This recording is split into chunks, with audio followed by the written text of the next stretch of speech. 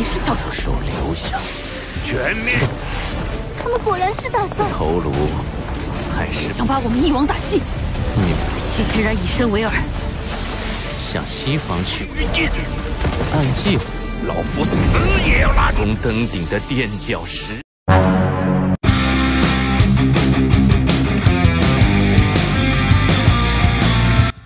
Halo guys, jumpa kembali bersama Mimin di channel IP Movie. Di video kali ini, kita akan membahas bocoran alur cerita Solen 2 episode 93, di mana alur cerita ini Mimin rangkum dari versi novel.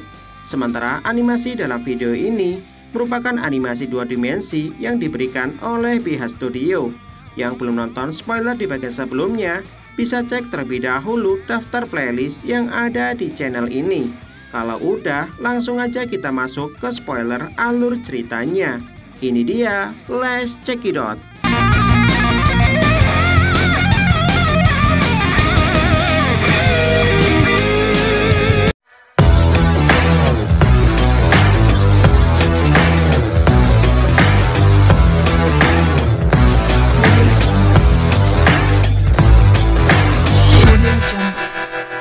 Ledakan keras kembali terdengar ketika Elder Swan bersama Debussy bekerja sama untuk menyerang Kaisar Naga Long Xiaoyao.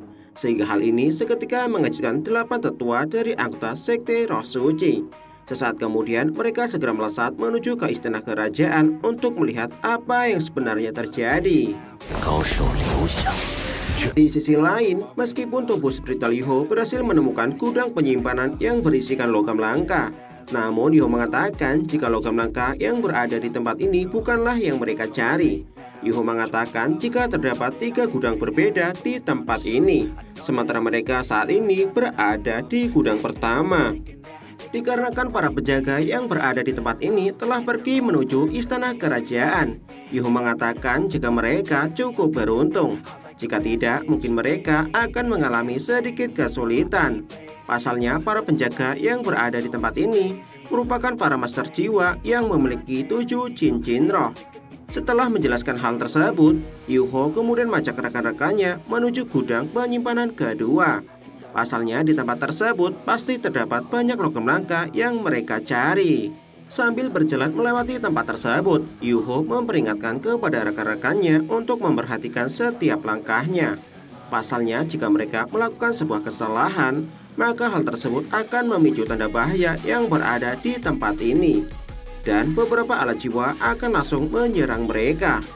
15 menit kemudian, setelah mendengarkan instruksi Yu Hao, mereka pada akhirnya berhasil menemukan pintu gudang penyimpanan kedua. Namun untuk membuka pintu tersebut, mereka membutuhkan 5 kunci gudang penyimpanan. Sementara mereka hanya memiliki 1 kunci. Menyadari hal ini, seketika membuat semua orang merasa sedikit cemas dan bertanya kepada Yu Hao, apa yang harus mereka lakukan. Merasa cemas dengan hal ini, Dong-er mengatakan jika hal ini sangatlah berbahaya, sehingga Dong-er menyarankan kepada Yu Hao untuk mengambil logam langka yang berada di gudang penyimpanan pertama dan segera kembali. Mendengar ucapan Dong-er, seketika membuat Yu Hao tersenyum dan memintanya untuk tidak perlu khawatir. Yu Hao mengatakan jika dirinya sudah mengantisipasi hal ini, di mana dirinya akan menggunakan pisau ukir miliknya untuk membuka pintu tersebut. Melihat pisau ukir tersebut, Wang Qiu'er kemudian bertanya kepada Yu Hao, apakah pisau ukir tersebut merupakan emas kehidupan. Mendengar hal ini, seketika membuat Yu Hao merasa terkejut. Pasalnya selain elektrolog, tidak ada orang lain yang mengetahuinya. Sambil menatap ke arah Yu Hao, Wang Qiu'er kembali bertanya, dari mana Yu Hao mendapatkannya. Yu Hao mengatakan jika dirinya merasa cukup beruntung telah berhasil mendapatkannya di sebuah pelelangan. Pisau ukir ini pada awalnya merupakan pisau ukir pemakan jiwa. Namun setelah berhasil melepaskan kutukan yang berada di dalamnya, pisau ukir tersebut kembali ke dalam wujud aslinya. Mendengar hal tersebut, Wang Qiu'er kemudian mengambil pisau ukir kehidupan milik Yu Hao dan menjelaskan jika tombak naga emas miliknya dapat menyerap energi kehidupan dari makhluk hidup. Sementara pisau ukir kehidupan seharusnya dapat menyerap energi dari sebuah benda.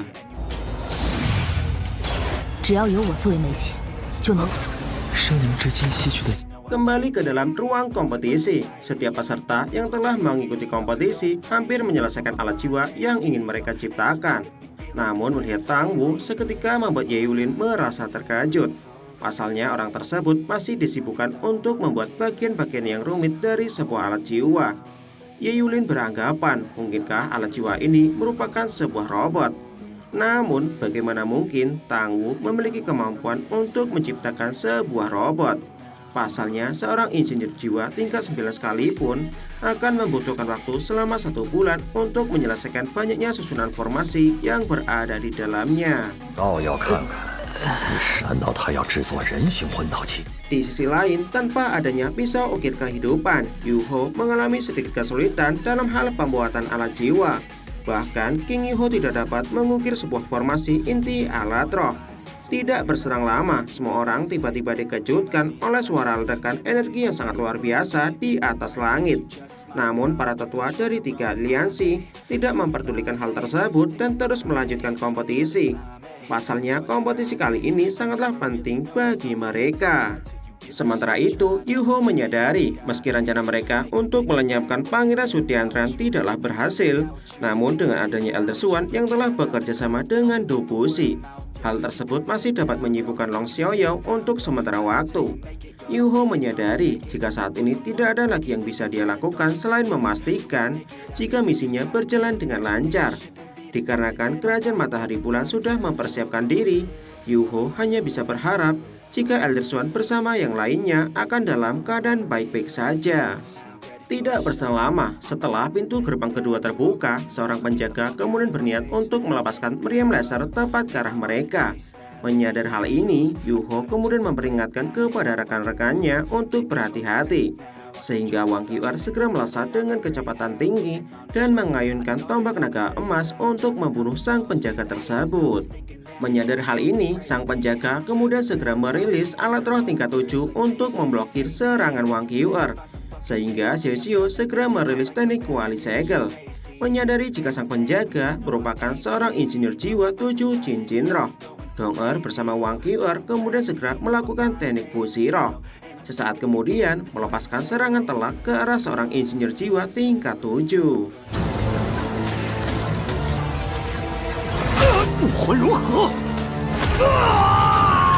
Melihat kejadian ini seketika membuat Xiao Xiao dan tubuh spiritual Yu Ho merasa terkejut. Mereka berdua tidak menyangka jika Wang Dong-er dan Wang Qiu'er ternyata juga bisa melakukan teknik fusi roh. Teknik fusi roh mereka disebut sebagai transformasi naga kupu-kupu emas. Menyadari jika di gudang kedua terdapat lebih dari 30 jenis logam langka, Xiao Xiao kemudian bertanya kepada Yu Hao, apakah mereka akan membawa semua logam langka yang berada di tempat ini. Yu Hao mengatakan jika mereka hanya akan mengambil logam yang paling berharga di tempat ini. Sementara Dong-er dan Wang Qiu'er ditugaskan untuk langsung pergi menuju ke gudang ketiga. Menyadari jika gudang penyimpanan ketiga menyimpan berbagai alat roh tingkat tinggi, seketika membuat semua orang merasa terkejut. Yu Ho menyadari jika alat roh yang berada di tempat ini cukup untuk mempersenjatai pasukan militer Kerajaan Matahari Bulan untuk melawan 3 kerajaan. Jika hal tersebut benar-benar terjadi, maka perang besar tidak akan bisa dihindarkan. Menyadari hal ini, Yu Ho kemudian memerintahkan kepada Xiao Xiao untuk menyimpan semua alat roh yang berada di tempat ini menggunakan alat roh tipe penyimpanan. Di sisi lain, baku hantam sengit Elder Swan bersama Du Buxi melawan Kaisar Naga Long Xiaoyao masih terus berlanjut di atas langit. Ketika baku hantam menjadi semakin intens, Du Buxi mengatakan jika dirinya merasa sangat senang. Pasalnya sudah bertahun-tahun lamanya dirinya tidak pernah bertarung seperti saat ini. Namun Elder Swan memperingatkan kepada Du Buxi untuk tidak melupakan perjuangan mereka setelah hari ini. Dengan sangat marah, Du Buxi kemudian langsung melepaskan teknik kebangkitan tubuh level emas. Sesaat kemudian melesat ke arah Long Xiaoyao untuk menyerang. Menyadari hal ini, Long Xiaoyao kemudian melepaskan roh pelindung Kaisar Naga Kegelapan untuk memblokir serangan tersebut. Di sisi lain, Long Autian kemudian memimpin 3 aliansi untuk menggempur istana Kerajaan Matahari Bulan untuk bisa melenyapkan Pangeran Su Tianran. Bahkan di momen tersebut, Long Outian juga melepaskan teknik jiwa tubuh kebangkitan kedua untuk membantai pasukan istana kerajaan. Bahkan Putri Cucu yang berada tidak jauh dari sisi Long Outian kemudian menggunakan kemampuan alat rohnya untuk memperkuat kemampuan rekan-rekannya. Tidak berselang lama, Su Tianran tiba-tiba dikejutkan oleh sebuah serangan yang ingin menargetkan dirinya. Menyadari hal ini, Juzi kemudian segera berlari untuk melindungi Pangeran Su Tianran. Namun, sebuah hal mengejutkan tiba-tiba terjadi.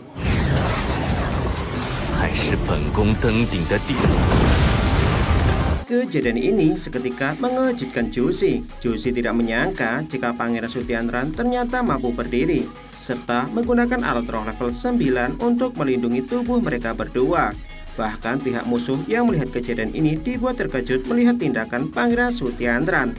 Setelah berhasil menyelamatkan Juzi, Pangeran Su Tianran kemudian memerintahkan kepada Jing Hongchen untuk melepaskan meriam laser ke arah pihak musuh. Menyadari jika kerajaan matahari bulan ternyata dilengkapi oleh meriam laser tingkat tinggi, seketika mengejutkan Long Outian, sehingga Guru Zhou kemudian memerintahkan kepada seluruh aliansi pergi meninggalkan kerajaan matahari bulan. Merasa terkejut dengan hal ini, Elder Swan mengatakan jika dirinya tidak akan lagi melanjutkan baku hantam dan memerintahkan kepada Dubushi untuk segera pergi. Mendengar hal ini seketika membuat Dubushi merasa sedikit kesal. Dirinya masihlah ingin melanjutkan baku hantam dengan Long Xiaoyao. Namun tanpa adanya bantuan Elder Swan, dirinya tidaklah mampu untuk menghadapi Long Xiaoyao seorang diri. Menyadari hal ini, Dubushi pada akhirnya memerintahkan kepada seluruh anggota sektenya untuk pergi meninggalkan kerajaan matahari bulan. Menyadari jika pihak musuh telah menarik seluruh anggotanya, Pangeran Su Tianran kemudian memerintahkan kepada Jing Hongchen untuk mengikuti sebuah rencana yang telah mereka persiapkan sebelumnya, di mana mereka harus memaksa pihak musuh untuk melarikan diri menuju wilayah bagian barat. Sementara insinyur jiwa yang berada di 3 wilayah diminta untuk tetap waspada. Menyadari jika pihak Akademi Shrek menuju wilayah bagian barat, Dubushi kemudian bertanya kepada Elder Swan, apakah Elder Swan tidak berpikir jika pihak musuh telah memasang sebuah jebakan. Elder Swan mengatakan meskipun mereka memasang sebuah jebakan, namun pertahanan yang berada di 3 wilayah lainnya tidaklah mungkin bisa mereka tembus. Sementara dirinya harus memastikan keselamatan anggota tim Shrek dan anggota sekte Tang lainnya.